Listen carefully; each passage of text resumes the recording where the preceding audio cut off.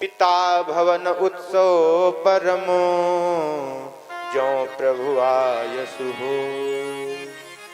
तो मैं जाऊं कृपायतन, सादर देखन सो।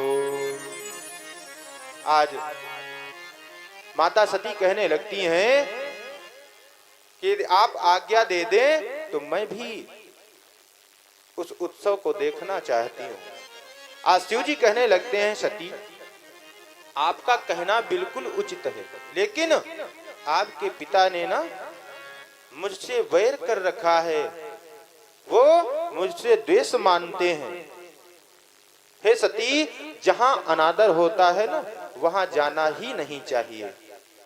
आवत ही हरते नहीं, नैनन नहीं स्नेह, तुलसी वहां न जाइए, चाहे कंचन बरसे में। शंकर जी ने सती को बहुत समझाया, लेकिन आज सती मैया को समझ में नहीं आता है।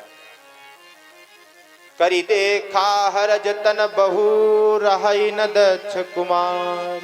आज सती जी किसी भी प्रकार नहीं रुकती है।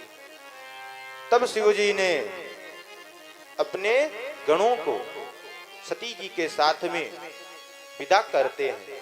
सुखदेव जी वर्णन करते हैं, राजन सती जी नंदिकेश्वर पर सवार हो जाती हैं। शिव जी ने सती जी की सभी वस्तुएं एक गठरी में बांध दी, क्योंकि शिव जी अपने मन में विचार करते हैं, यदि सती जी की कोई यहाँ रह सकल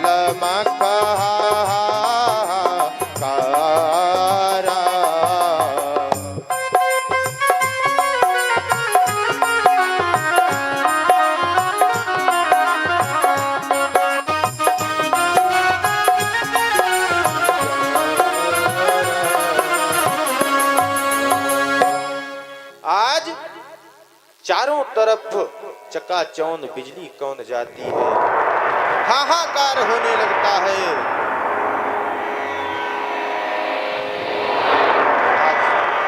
सती का जो शरीर था ना पृथ्वी पर गिर पड़ता है। सती का मरण सुनकर के शिव जी के जो गण उपस्थित थे आज यज्ञ को विध्वंस करने लगते हैं।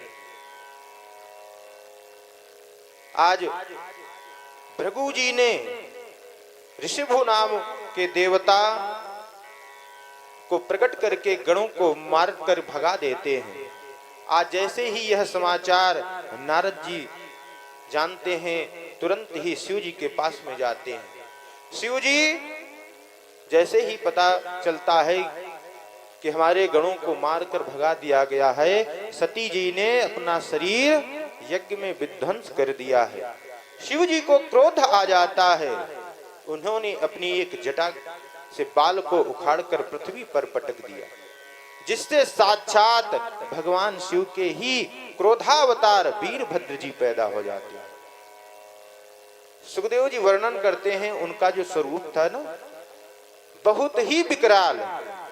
कराल दृष्टो ज्वलद अग्निमूर्धजः, कपाल माली विधितो तायुधा। कहते हैं विकराल दृष्टो, विकराल दाढ़ें और अग्नि की ज्वालाओं के समान लाल लाल जटाएं, गले में नरमुंडों की माला, हाथों में तरह तरह के अस्त्र शस्त्र। वीरभद्र यज्ञ मंडप में जाकर के यज्ञ कुंड, यज्ञशाला, सभा स्थल यज्ञ को खंडित कर देते हैं। वीरभद्र ने भृगु की दाढ़ी, पूषा के दांत, भग नाम के सूर्य की आंखें निकाल लेते हैं और दक्ष के सिर को यज्ञ कुंड में स्वाहा कर देते हैं। आज सभी देवता ब्रह्मा जी के पास में आते हैं और ब्रह्मा जी से कहने लगते हैं कि भगवान शिव की पूजा नहीं होती थी और जहां पर भगवान शिव की पूजा नहीं होती थी वहां आप लोग क्या करने गए थे। आज सभी को लेकर के ब्रह्मा जी शिव जी के पास में पहुंचते हैं। सभी लोग शिव जी की आराधना करते हैं। आज भगवान भोलेनाथ, वो आशुतोष अवधरदानी वीरभद्र को रोक लेते हैं। जो दक्ष का सिर था, जल गया था, उसको बकरे का सिर लगाया गया। और सुखदेव जी कहते हैं कि बकरा जो होता है ना, बहुत ही कामी होता है। चाहे जितना आप उसको हरी घास खिला दो, पत्तियां खिला दो, हरी घास खिला दो ना, लेकिन तब भी वो, जैसे उसको हरी घास दिखाओगे ना, तुरंत वो मैं करेगा ना, फिर से वो खाने की इच्छा रखता है, कामी होता है।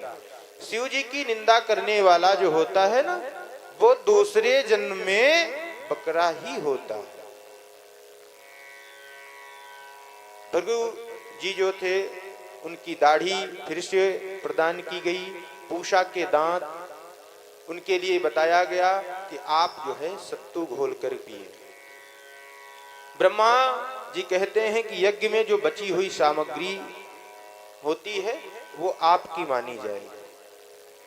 दक्ष प्रजापति आज भगवान शिव का पूजन करते हैं, क्षमा याचना करते हैं,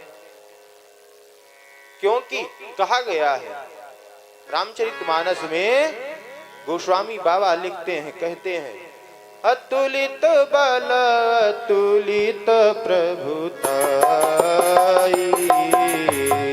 अतुलित बल अतुलित प्रभुताई, मैं मति मंद जानी न